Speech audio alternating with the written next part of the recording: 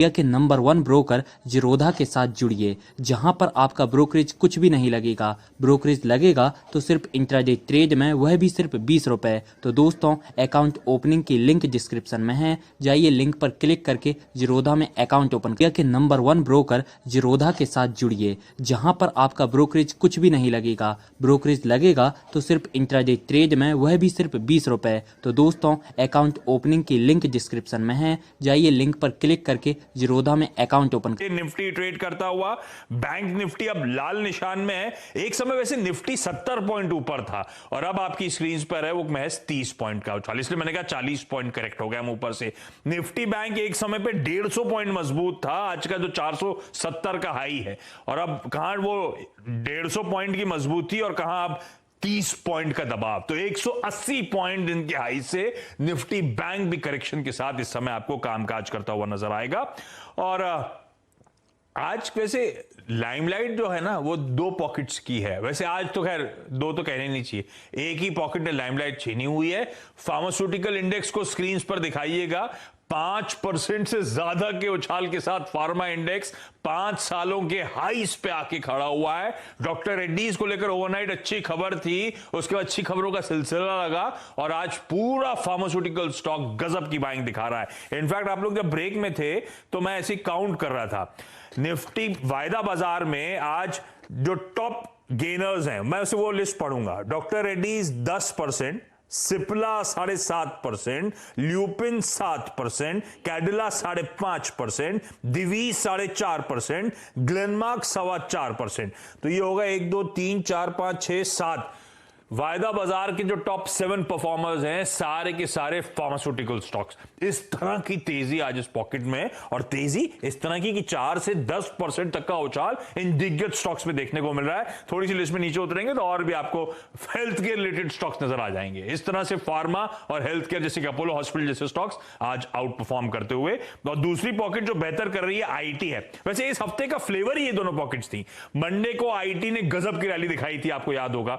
उसके बाद फार्मास्यूटिकल ने ट्यूसडे को मोमेंटम पकड़ा और इस हफ्ते आईटी और फार्मा रह रहे के मजबूती के साथ ही कामकाज कर रहे हैं। और आज भी आईटी इंडेक्स देखिए, जहां फार्मा 5% ऊपर है, आईटी भी 1% की मजबूती के साथ कामकाज करता हुआ नजर आएगा। तो यह है बाजार की इस समय की तस्वीर। गावा सर, पहले तो निफ्टी पे कॉल चाहिए। निफ्टी एकदम थोड़ा सा ठंडा पड़ रहा है मेरे ख्याल से, वीकेंड से पहले की वो नर्वसनेस होती है, कुछ लोग पोजीशंस कैरी नहीं करना चाहते होंगे, लेकिन आपकी रीडिंग क्या कहती है निफ्टी को देखकर? मैंने आज सुबह भी कहा था कि निफ्टी में वीक है, जब तक कि 11,580 फॉर्म नहीं कर सकता तब तक तो मान के चलना चाहिए थोड़ा वीक है। और वहीं पर खुला और उसके बाद लगातार गिरावट देख रहे हैं, तो स्ट्रेंथ तो नजर नहीं आ रही है। 11,580 क्रॉस करना पड़ेगा आज या कल या परसों फॉर स्ट्रेंथ। जब तक वो नहीं होता तब तक मेरे लिए वीक है। रही बात बैंक निफ्टी का, यहाँ पर भी थोड़ी वीक और 22,000 जो करीब लो थे, 22,000 के करीब सपोर्ट है, लेकिन यहाँ पर थोड़ा वीक है, तोड़ रहा है लेकिन स्लाइड हो रहा है, स्ट्रेंथ नजर नहीं आती। स्ट्रेंथ कब आएगी? जब 22,350 400 जोन पार कर लेगा तब शायद लगेगी स्ट्रेंथ है। फिर आप आई थिंक अवॉइड करना चाहिए, ट्रेड नहीं बनता 3 बजे तक। तो अभी ट्रेड नहीं बन रहा है, अवॉइड करना है इनमें ट्रेड। अच्छा गावा सर, एक टीजर दे दिया था मैंने आपको इंट्रोड्यूस करते करते। आज दो ही पॉकेट चल रही हैं, कोई ट्रेड आईटी से, कोई ट्रेड फार्मा से अगले हफ्ते के लिए लेके जाना है क्या? 2 स्टॉक अच्छे लगते हैं। एक तो लगता है मुझे डीवीज लैब, मुझे लगता है ये ले जाना चाहिए, 3,500 तक जाना चाहिए। 3,450 के करीब टारगेट चला जाएगा, 3,500 तक मेरे ख्याल से जाना चाहिए। नेक्स्ट वीक स्टॉप होगा 3,250। डीवीज लैब अच्छा। और दूसरा है ग्लेनमार्क। ग्लेनमार्क भी अच्छा आपको मिला है, इसका टारगेट मुझे 530 से 535 करना। नेक्स्ट वीक के लिए दोनों स्टॉक अच्छे हैं। दो स्टॉक्स फार्मास्यूटिकल्स के जो अच्छे लग रहे हैं, अच्छा momentum across the pharma pocket आज है, पर आज थोड़ा सा कॉशियस होकर हमें आगे का मोमेंटम चेस करना है। और उसमें दो अच्छे कंपनीज हैं, दिवीज लैबोरेटरीज और ग्लेनमार्क फार्मा। दोनों वो स्टॉक जो over a period of time बहुत सिग्निफिकेंट उछाल अपने लोज से दिखा चुके हैं, आज भी स्ट्रेंथ के साथ कामकाज कर रहे हैं। गाबा सर को टेक्निकली ये दोनों स्टॉक्स ही इस समय पसंद आ रहे हैं। ठीक बात गाबा सर। अच्छा गाबा सर, वो वीकेंड आ रहा है, क्या तैयारी है? फार्म हाउस जा रहे हो क्या आप कल? नहीं, इस बार थोड़ा एक मैंने वेबिनार रखा है व्यूअर्स के लिए फ्री, एक तो वो है, और संडे को शूटिंग रह जाऊंगा। मैं एक शूटिंग में थोड़ा दिलचस्पी रखता हूँ। नेशनल लेवल शूटर था एक जमाने पे, तो वहां पर दोस्तों से मिलने जाएंगे संडे को। तो शूटिंग रेंज खुल गई है क्या? ये इंडिविजुअल स्पोर्ट्स खुल गए हैं क्या अनलॉक में? देखिए, मैं अगर वहां का मैनेजिंग कमेटी मेंबर हूँ, तो शूटिंग रेंज तो नहीं खुली है। थोड़े शूटर्स हैं जो कि हम खुले खुले शूट करते हैं, लेकिन एनक्लोज स्पेस बंद है। काफी डिस्टेंस के साथ शूटिंग चालू है हमारी, बर्लिन में, बॉम्बे में है शूटिंग रेंज, लेकिन हम तो मिलने जा रहे हैं वहां पर दोस्तों से। ये बहाना रहेगा शूटिंग का। हाँ, तो मतलब बेसिकली बंद है शूटिंग रेंज, लेकिन आप अपने मैनेजिंग कमेटी मेंबर होने का फायदा उठाने वाले हैं। शूटिंग रेंज शुरू है। अच्छा, शूटिंग रेंज चालू है। स्पेस नहीं, जो ओपन स्पेस है वहां, 25 मीटर रेंज और 50 मीटर रेंज शुरू है डिस्टेंस के साथ। हाँ। तो वो क्या चलाते हो आप? वो पिस्टल की, और वो लंबी वाली भी होती है क्या? राइफल होती है, एक पिस्टल होती है। आप काय में महारत हासिल करी हुई है आपने? मैंने पिस्टल शूटिंग में 25 मीटर में और 50 मीटर में नहीं, लेकिन पिस्टल शूटिंग में, राइफल में नहीं। तो आप स्कीइंग करते हो, हवाई जहाज उड़ाते हो, गोलियां चलाते हो, आप क्या क्या नहीं करते? क्या नहीं करते हो सर? बहुत कुछ करता हूँ साहब। हवाई ऊपर से जंप भी मारता हूँ हवाई जहाज से। हाँ, वो क्या कहते हैं उसको? क्या कहते हैं उसको? Sky diving. स्काई डाइविंग, हाँ। स्काई डाइविंग भी कर रखी है आपने क्या? पैरासेलिंग करता हूँ। हमारे इन हाउस जेम्स बॉन्ड है गाबा साहब। रिस्क है, हाँ। वो कर लेता हूँ। स्टॉक मार्केट में रिस्क है, वो भी कर लेता हूँ। गजब है गाबा साहब, मजा आता है आपसे बात करके। गजब है, बहुमुखी प्रतिभा के। हाँ, गजब। चलिए गाबा साहब, अब मंडे को मुलाकात होती है, शूटिंग रेंज आप होके आइए, पिक्चर शेयर करिएगा, मैं देखना चाहता हूँ शूटिंग रेंज कैसी थी, कौन सी गोली बंदूक चलाते हो आप, सब देखूंगा मैं। चलिए, फोटो तो दिखा सकते हैं? नहीं, बंदूक दिखा दूंगा यहाँ पर लाइव। नहीं, बंदूक, अच्छा बंदूक की अलग से खींच दीजिएगा, अपने साथ मत रखिएगा। ठीक है। आईटीडी सीमेंटेशन के सीएफओ प्रसाद पटवर्धन साहब अब मेरे साथ जुड़ते हुए। प्रसाद सर को स्क्रीन पे दिखाइए। प्रसाद सर, स्वागत है सीएनबीसी आवाज पर आपका, थैंक यू सो मच जुड़ने के लिए। अच्छा, पहला सवाल जरा Q1 के नंबर्स डायरेक्टर साहब स्क्रीन पर लेकर आइएगा। फर्स्ट क्वार्टर, वो अप्रैल से जून का पीरियड, लॉकडाउन का पीरियड, तो कुछ तो इंपैक्ट दिखना था, पर रेवेन्यूज ऑलमोस्ट 40-45% का डिक्लाइन, ये पूरी तरह से लॉकडाउन का इंपैक्ट है या कुछ और भी चैलेंजेस फेस किए इस क्वार्टर में? नहीं, जो भी इम्पैक्ट है वो लॉकडाउन का ही इम्पैक्ट दिख रहा है हमारे नंबर्स पर। हाँ। क्योंकि अप्रैल का महीना तो पूरा बंद ही था। मई महीने में थोड़ा बहुत खुलने लग गया था, लेकिन लेबर का इशू हो गया, सारे माइग्रेंट लेबर अब वापस जा रहे थे। हाँ। तो उसी का इम्पैक्ट है हमारे नंबर्स पर दिख रहा है। हमारा जो टॉप लाइन है वो करीब 45-50% डाउन है पिछले क्वार्टर के हिसाब से। तो ये पूरा कोविड का ही और लॉकडाउन का ही इफेक्ट है। तो ये लॉकडाउन से अब जब अनलॉक के फेज में आए, कई लोग कह रहे हैं कि अब जो बाकी वापस ट्रेनें जो रेलवे चला रहा है उसमें लेबर्स भर के वापस भी आ रहे हैं। तो मैं जानना चाहता हूं, अब किस हद तक स्थिति नॉर्मलाइज हुई है, वर्कफोर्स कितनी लौट पाई है प्री कोविड लेवल पे जो थी, अभी की स्थिति क्या है, और अब कामकाज किस हद तक बहाल हो पाया है? ऐसा है, प्री कोविड टाइम में हमारा जो लेबर स्ट्रेंथ थी सारे प्रोजेक्ट्स को मिला के वो करीब 18-19 हजार की थी, जो करीबन 50% कम हो गई थी मई महीने तक। अभी का हाल ऐसा है कि अगस्त महीने में लेबर करीब 13,000 नंबर आ चुके हैं और सितंबर में और 1,000-1,500 लेबर आ चुके हैं। लेकिन दिक्कत ये होती है कि लेबर वापस तो आ जाता है, लेकिन उनको दोबारा क्वारंटाइन करना पड़ता है 15-20 दिन के लिए। हाँ। उसी के बाद वो काम शुरू कर सकते हैं। तो फिर काम भी करते हैं वो सोशल डिस्टेंसिंग वगैरह रख के काम करना पड़ता है। तो लेबर, मतलब हमारे साइट पे तो लेबर है, बट जितना काम कोविड के पहले जितना होता था उतना काम अभी भी हो नहीं रहा है। लेकिन क्वार्टर 1 के हिसाब से इंप्रूवमेंट है। क्वार्टर 1 में करीब हमने 50% किया होगा प्री कोविड टाइम का, तो अभी करीब 70-75% तक का तो हो रहा है काम। हाँ, तो 70-75% काम बहाल हो पाया है। तो एक्चुअली आप जिस तरह से बता रहे हो कि आते हैं तो उनको 15 दिन क्वारंटाइन भी करना पड़ता है लेबर्स को, तो पूरी तरह से स्थिति नॉर्मलाइज शायद Q3 ऑनवर्ड्स होती हुई नजर आए। कुछ हद तक पेन Q2 में भी दिखेगा ये करंट क्वार्टर में दिखेगा, और शायद पार्टली Q3 में भी दिखेगा। बट Q3 में हमें उम्मीद ये है कि काफी इंप्रूवमेंट, क्योंकि मॉनसून भी तब तक खत्म हो जाएगा और पोस्ट दिवाली फिर लेबर स्ट्रेंथ और थोड़ा कोरोना का भी ये प्रभाव जो है वो कंट्रोल हो जाएगा। तो मुझे उम्मीद है कि क्वार्टर 3 और क्वार्टर 4 में वॉल्यूम ऑफ ऑपरेशंस काफी अच्छा होना चाहिए। तो आप कह रहे हो आने वाले 2 क्वार्टर्स में Q2 Q3 दोनों में पेन दिखेगा। अब शेयरधारकों को थोड़ा डर लग जाता है इस वर्ड से, क्योंकि Q1 में क्या है, लॉसेस हो गए थे, बाकी सब ठीक, जब घाटा दिखता है थोड़ा घबरा जाते हैं हम लोग। 16 करोड़ के आसपास का घाटा हुआ था। अब आप जब कह रहे हो Q2 Q3 में भी पेन कंटिन्यू होगा, तो इसका मतलब है क्या ये आने वाले 2 तिमाहियों में भी एक घाटा कंटिन्यू होगा या एटलीस्ट ब्लैक पे लौट पाएगी ये कंपनी? Q2 में एक्सपेक्ट करूं वापस प्रॉफिटेबल हो जाओगे आप लोग? नहीं, ये मैं नहीं कह रहा हूँ। मैं कह रहा हूँ कि Q2 में मॉनसून का भी इफेक्ट होता है और ये लॉकडाउन का भी इफेक्ट Q2 में, सितंबर क्वार्टर में कुछ हद तक रहेगा। बट Q3 में मुझे उम्मीद है कि हम अच्छी तरीके से परफॉर्म कर पाएंगे। लेकिन जो प्री कोविड लेवल का जो काम था या उससे भी ज्यादा अगर हमको काम करना है तो मुझे उम्मीद है कि वो हम Q4 में दिखा पाएंगे। अच्छा, ये लार्जली दिक्कत एग्जीक्यूशन रिलेटेड है, ऑर्डर रिलेटेड दिक्कतें नहीं है। तो मुझे एक बात बताइए, इस समय ऑर्डर बुक कहां खड़ी है? ये अप्रैल ऑनवर्ड्स अब तक क्या कुछ ऑर्डर्स हम लोग बैक कर पाए? एंड की हमारी ऑर्डर बुक करीब 11,300 करोड़ की है।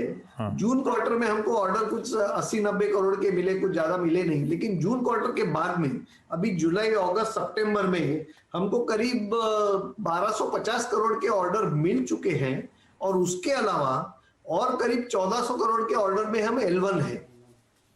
तो दोनों मिला के आप देखिए तो करीब 2,500, 2,500 करोड़ के ऑर्डर हमको इधर मिल चुके हैं या हम L1 लेवल में। ये इन एडिशन टू वो 11,300 करोड़ रुपए जिसकी आप बात कर रहे हैं, उसके अलावा आप कह रहे हो 2,500 करोड़ रुपए की पाइपलाइन और है जो ऑलमोस्ट कंफर्म ऑर्डर्स खड़े हुए हैं। ठीक बात। अच्छा, जब आप कह रहे हैं डिलेज हुए तो हम मुंबई वालों के लिए इंपॉर्टेंट है कि आप एक बड़ा इंटरेस्टिंग और प्रेस्टिजियस प्रोजेक्ट कर रहे हैं, अंडरग्राउंड मेट्रो टनलिंग और स्टेशन वर्क, आईटीडी सीमेंटेशन कर रहा है। जब डिलेज हो रहे हैं तो कितना काम को धक्का लगा है? जो ओरिजिनल स्केड्यूल था कितना हेवायर हो गया है? कितने समय बाद ये काम प्रोजेक्ट पूरा हो पाएगा? मेट्रो कब दौड़ेगी सर? सर ऐसा है, अंडरग्राउंड मेट्रो का काम तो हमारा 1 महीना अप्रैल महीने में इंपैक्ट हो गया था, उसके बाद हमने दोबारा शुरू कर दिया था। हाँ। लेकिन उसमें थोड़ा लेबर के वजह से, लेबर के चैलेंज के वजह से उसमें प्रोग्रेस थोड़ा स्लो हो गया था मई और जून में। बट अभी वो काम भी पिकअप हो रहा है और हमको उम्मीद है कि ये टनलिंग का काम जो है वो हम मे बी ये साल के एंड तक या फर्स्ट क्वार्टर नेक्स्ट ईयर तक हम टनलिंग का काम पूरा कर पाएंगे। फिर स्टेशन का काम रहेगा बाकी, और ये कोरोना की वजह से वो शायद 3-4 महीने का उसमें डिले हो सकता है। तो मुझे उम्मीद यह है कि हमारा जो काम है उधर जो हम काम कर रहे हैं वो करीब 21 एंड तक पूरा हो जाना चाहिए, टनलिंग और स्टेशन बिल्डिंग सब मिलके। कैलेंडर ईयर 21 एंड, यानी कि अगले साल दिसंबर तक। हाँ, ठीक बात। तो बहुत ज्यादा डिलेज नहीं होंगे। जो स्केड्यूल था ओनली 1 महीने के हिसाब से वो गड़बड़ाया था अप्रैल के महीने में, और काम वापस स्थिति बहाल होती हुई नजर आ रही है। अच्छा, आईटीडी सीमेंटेशन की जब भी प्रसाद सर बात होती है ना, एक अलग हट के बात है कि आपका जो फॉरेन लीनिएज है, आपके जो प्रमोटर्स हैं, मेरे ख्याल से Italian Thai development company, Italian जो थाईलैंड बेस्ड जो कंपनी है वो प्रमोटर है, तो पेरेंटेज का कहा जाता है कुछ फायदा मिल जाता है। किस हद तक कितना फायदा टेक्निकल नो हाउ वगैरह का आप लोग को मिलता है? और जाते थे एक और सवाल, वो इंफ्रा कंपनीज के लिए इंपॉर्टेंट रहता है हमेशा, इस समय बैलेंस शीट का हाल क्या है सर? डेट कितनी है? डेट इक्विटी रेशियो कहां खड़ा है? सर पहले मैं पेरेंट कंपनी की बात करूंगा। हाँ। पेरेंट कंपनी तक का तो काफी सपोर्ट और जो टेक्निकल नो हाउ उनकी तरफ से हमको मिलता है। आज जो हम एयरपोर्ट का काम कर रहे हैं या अंडरग्राउंड टनलिंग का काम कर रहे हैं, ये सारा एक्सपर्टीज हमारे पास नहीं था। ये सारा एक्सपर्टीज हमको हमारे पेरेंट कंपनी के थ्रू मिला है। इनिशियल प्रोजेक्ट्स हमने उनके साथ में मिलके किए और वो प्री क्वालिफिकेशन के बेसिस में अब हम ऑन आवर ओन क्वालिफाई हो रहे हैं ये प्रोजेक्ट्स के लिए। तो जैसे हमने पहले कैलकाटा एयरपोर्ट किया हमारे पेरेंट कंपनी के साथ जीवी में, अभी ट्रिची और पुणे एयरपोर्ट का काम हम अपने आप कर रहे हैं। दिल्ली मेट्रो का अंडरग्राउंड टनलिंग का काम हमने जेवी में किया पेरेंट कंपनी के साथ में। अब बैंगलोर मेट्रो का अंडरग्राउंड टनलिंग का काम हम खुद कर रहे हैं। सो आत्मनिर्भरता जो है ना वो इस तरह से दिखाई दे रही है कि पहले हफ्ते काम हमने किए पेरेंट के साथ में, अभी हम खुद कर रहे हैं काम, और ये पेरेंट के सपोर्ट की वजह से हो रहा है। अच्छा, हाँ बिल्कुल ठीक है। तो पेरेंट आत्मनिर्भर होती जा रही है। पहले पेरेंट के सपोर्ट के साथ कामकाज की शुरुआत हुई थी, अब खुद ही बड़े बड़े प्रोजेक्ट एग्जीक्यूट करना शुरू कर चुकी है। एक जाते जाते सवाल, इंफ्रा की बात होती है ना, तो आमतौर पे कहते हैं इंफ्रा के लिए बहुत टेलविंड्स है, बहुत फायदा मिलेगा इस रिजीम में। वो housing for all, smart city mission और ये सब थे। साथ साथ वो 111 लाख करोड़ के नेशनल इंफ्रास्ट्रक्चर पाइपलाइन की बात करी जाती है कि अगले 3-4 साल तक तो बहुत ऑर्डर्स आने हैं। आप कितना ऑप्टिमिस्टिक, कितना बुलिश हैं? और ये जो मेगा स्कीम्स की बात होती है उसके अंतर्गत आपको भी कुछ ऑर्डर्स अब तक मिले हैं क्या? ऑर्डर्स तो अभी लास्ट 4-6 महीने में तो ये जो बड़े ऑर्डर्स है जैसे बुलेट ट्रेन प्रोजेक्ट है या दूसरे प्रोजेक्ट्स है उसमें थोड़ा डिले हो रहा है। हाँ। बट बाकी जो रेगुलर इंफ्रा के प्रोजेक्ट्स है उनके तो काफी प्रोजेक्ट्स टेंडर के लिए आ रहे हैं। आपने देखा, मैंने बताया आपको, करीब 2,500 करोड़ के ऑर्डर हमको मिले हैं। लॉकडाउन होने के बावजूद हमको मिले हैं ये ऑर्डर। तो काफी ऑर्डर पाइपलाइन काफी अच्छा है। जो रेगुलर प्रोजेक्ट्स है उसका टेंडरिंग वगैरह काम हो रहा है। ओके प्रसाद सर, बहुत बहुत धन्यवाद डिटेल में हमसे बातचीत करने के लिए। आईटीडी सीमेंटेशन का स्टॉक सर की कमेंट्री के साथ साथ अब मेरे ख्याल से 5% की मजबूती के साथ इस समय कामकाज करता हुआ।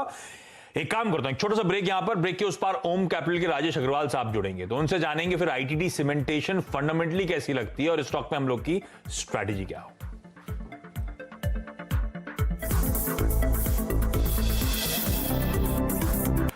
चलिए ब्रेक के बाद आपका स्वागत है रडार पे। आज है आईटीडी सीमेंटेशन, सीएफओ साहब से डिटेल में चर्चा हुई, लेकिन करना क्या है स्टॉक के साथ। ओम कैपिटल के राजेश अग्रवाल साहब जुड़ते हुए। राजेश सर, बातचीत करते करते स्टॉक तो खैर डेज हाईस पे आ गया, 5% का उछाल है, लेकिन ये स्टॉक फंडामेंटली है कैसा और कैसे स्ट्रेटेजाइज करें, लेना है क्या?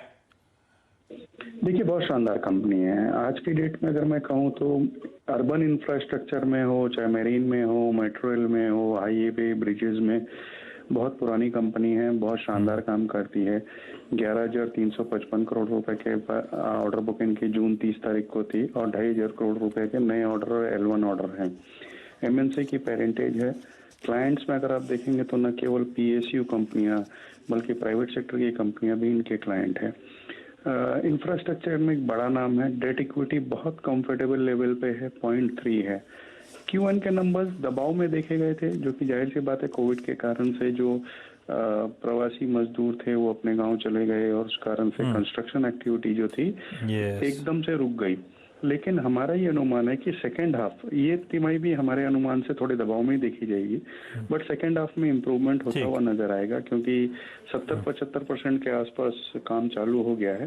सो नंबर्स बेहतर होते हुए नजर आएंगे। 60 रुपए के टारगेट के साथ इसे गिरावट में खरीदारी करनी चाहिए। गिरावट में खरीदने के मौके ढूंढें, लक्ष्य आप लोग की स्क्रीन पर, या फिर है तो होल्ड करने की सलाह है स्टॉक को लेकर। चलिए राजेश सर, धन्यवाद आपका। आज की नोयर कंपनी में इतना ही। ब्रेक लेने का समय है और ब्रेक के उस पार आना है आखिरी सौदा, और हफ्ते का आखिरी 1.5 घंटा बड़ा इंपॉर्टेंट होगा। स्क्रीन पे जरा निफ्टी दिखाइए। अब एकदम जब पिछला चेक लिया था तो निफ्टी बैंक दरअसल 30 पॉइंट नीचे था, 30 पॉइंट ऊपर आ गया है। निफ्टी में भी कुछ तेजी तूल पकड़ रही है। और आज शैल सर यहाँ पे स्टूडियोज में मौजूद है, वीरू आपको दिल्ली में नजर आएंगे जो आपकी आखिरी की 1.5 घंटे मदद करने वाले हैं। और आज आप लोगों ने फार्मा पकड़ा था सुबह, बिल्कुल, और ऐसा लग रहा है फार्मा को एकदम वो बूस्टर डोज ही लग गया, आज तो रुक ही नहीं रहा है। तो एक हम लोग वाइब बनवाने के चक्कर में थे आशीष जी, तो हर्षदा जी ने सजेस्ट किया कि अब आप लिखवाइए फार्मा में तेजी का इंजेक्शन।